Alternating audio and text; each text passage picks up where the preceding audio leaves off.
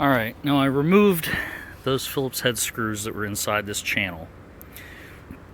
And what they were doing was holding on this plastic piece, which is sewn onto the edge of the canvas top, on this curved piece in the back here, holding that on. At the base of this is actually riveted onto here at this spot. And I couldn't tell when I was doing this. I didn't see that rivet. So I just basically pulled this out of here, and the rivet's still in there. So that rivet's going to need to come out. It's going to need to be drilled out to accept the new rivet when the new top goes on. But don't be afraid to force this to get it off here, break it, whatever you need to do, because this top is scrap. There's also this piece right here holding everything on, and I can't really seem to break it in the position it's in right now. So, once again, not worried about ruining it. Just gonna cut it with these scissors, like so, and then tear this off of here. It's pretty good adhesive, whatever that is. So I'll have to remember that that's a glue point on the new top when it goes back on. So this is going to need to get cleaned up to get all the old adhesive off of there on both sides so they can accept new adhesive. And then we'll probably have to, when we put this on, clamp this and let it set for a couple hours on both sides before we then put the rest of this plastic bracket on, rivet this, and then screw everything else into place for the reinstall. But as we go, I cut this strap here. This is elastic strap. It was completely dry rotted elastic, so it doesn't really retract anymore. It was just kind of hanging. So I'm not even really sure what it does, except maybe when the top is bowing, that putting that under tension helps fold the top properly. Oh, excuse me. A lot of dust involved in this. So that's pretty much it for this portion. Now, this strap here, which goes all the way back, is probably going to need, I don't know if this needs cut or not, and I don't want to cut it because, for instance, this strap is on here and you don't need to replace it unless it's coming apart. It seems to be doing okay. It's nylon. It's a little braided or braided here, but it's generally intact. It's not coming apart. I'm not replacing it. The new top doesn't come with this. If you want to replace this, I guess you'd have to order these straps separately, and then they need to be riveted on front and back. And I just don't want to deal with that. Same on the other side. So since those straps seem to be intact and doing what they need to do, I'm going to leave them alone. These, on the other hand, I'm going to have to go look at the top that I got and see if these straps need to be cut or not. I don't think they do. I think these are actually separate from the top as well. So I'm not going to mess with that either. But this top is basically going to need to be cut along the base here, and then we should be able to get that off of there and access the bolts around the back for this back bow now that we've gotten all this other stuff done. Now, I want to put painter's tape and maybe like a beach towel or something along the back here to protect the trunk deck and everything while I'm working in this area, because I really don't want to screw up the paint and the body work at all. So that's going to be the next step. It's very boring. I'm not going to show you any of it. You'll see the finished product. Okay, so I cut the top from the one side to all the way around over here with a pair of scissors. Be careful if you're using a razor knife or something else that you don't cut these, because these are not part of the new top. They're kind of like these straps here. They're not meant to be replaced, I guess. Or if they are, they're a separate kit, but they don't seem to need it. They're still in pretty decent shape. The elastic on the inside of them, not so much, but as far as I can tell, it doesn't really do all that much. So I cut it just so it would be easier to access the inside here, these bolts on the inside of this little felt liner, which basically just pulls down out of this channel here. and allows you access to this. All these bolts, which I believe are 10 millimeter.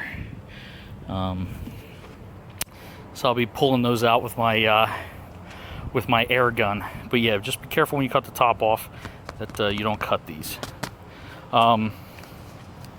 There's a bolt down in here that's supposedly a real pain in the butt to get to. I don't see it yet. Oh, there it is. A little plastic grommet right here that needs to come out. And then your socket should fit through there to be able to get this bolt. But because of this plastic piece right here, it's supposedly not a lot of clearance. So that's supposed to be interesting thing to try to get out of there. I'm going to figure out how to do that in a minute. There's also a drain plug in here. God, all these leaves. There's a drain hole in here somewhere that while you're doing this, it's a good idea supposedly to rod it out. But I don't see it. I wonder if it's down in here somewhere. But I don't see the drain hole. It's supposedly where rainwater drains out of here. It comes down in this hole here. Maybe it's here. I can't see. But maybe when I get more of this material and this bow out of here, it'll become obvious where it is. Get this rain channel out. See, everybody calls this the rain channel. I don't understand. If water was getting in here, you would think it just rolls up. I guess water can get in there and it drains down in here somewhere. So it's got to get rotted out.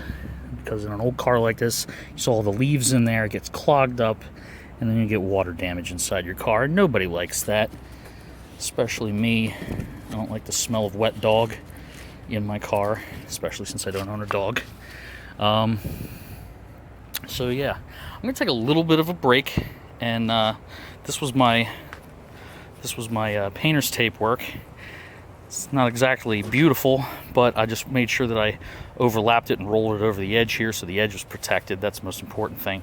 And I made sure I did a few layers a little farther back so that when I lay a blanket across here, it should be thoroughly protected. That's a pain. I hate doing painter's tape work, but maybe it shows in the amount of wrinkles and whatever. But I'm not actually painting anything, so wrinkles aren't that big a deal because they're not going to catch paint and cause bleeds and runs and whatnot.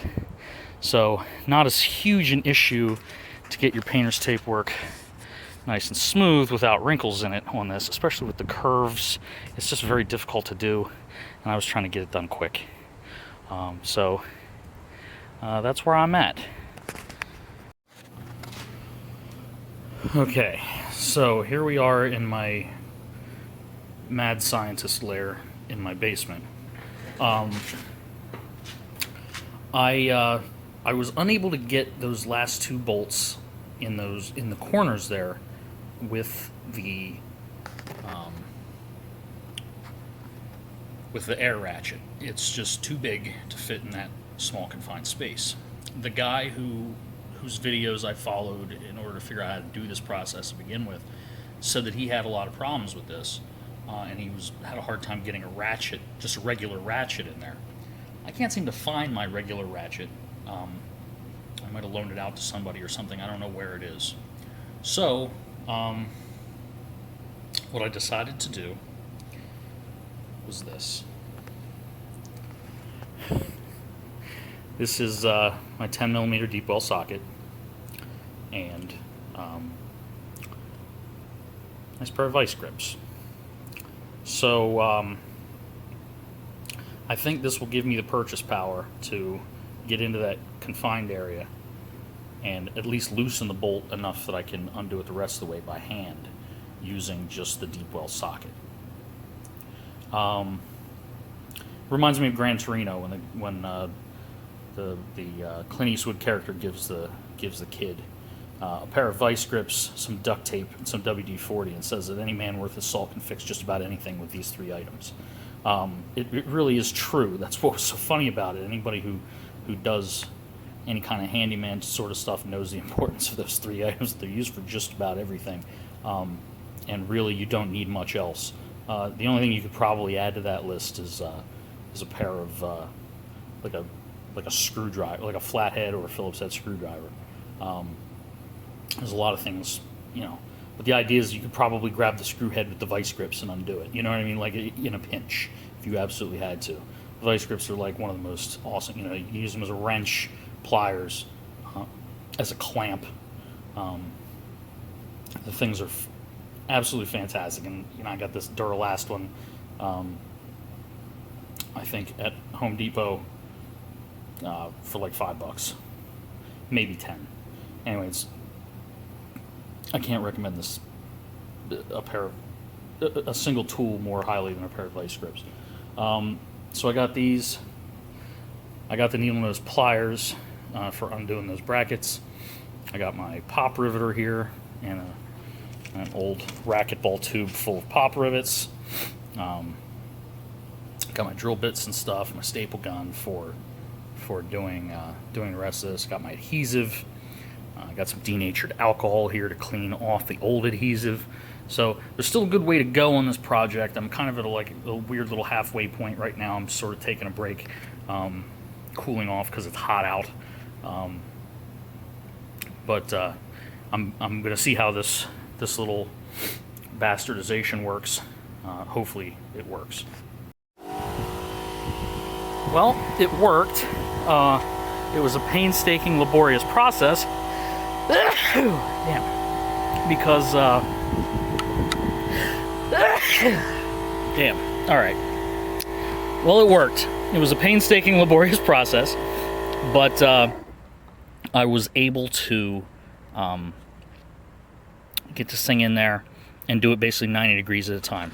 You could turn it 90 degrees, undo the vice grips, move it 90 degrees up, reclamp them, turn it 90 degrees, unclamp. You just basically had to keep resetting the clamp and getting 90-degree turns on it because I couldn't find a ratchet. And I don't think one would fit in there properly anyway because this bracket's in the way, and I don't want to have to disassemble all of this. So, despite the fact it was kind of a pain doing it the way I did, I think it was less of a pain than taking all of this apart. Once it took a while for it to get loose enough to undo it just by hand. It was I think under tension for a lot of it. It's holding up, I guess, a lot of the weight on this side. So that one's done. I'm gonna go do the one on the other side. I used my air tool to pull all of the bolts out of here. I left one in toward the center here. It's slightly loosened, but still in there, kind of taking the weight. I didn't want it to collapse and fall in. I don't know how if that would happen or not, but just to be sure, while I get these two end pieces out, then that last bolt can come out, and this whole bow should be able to be popped out of the back here.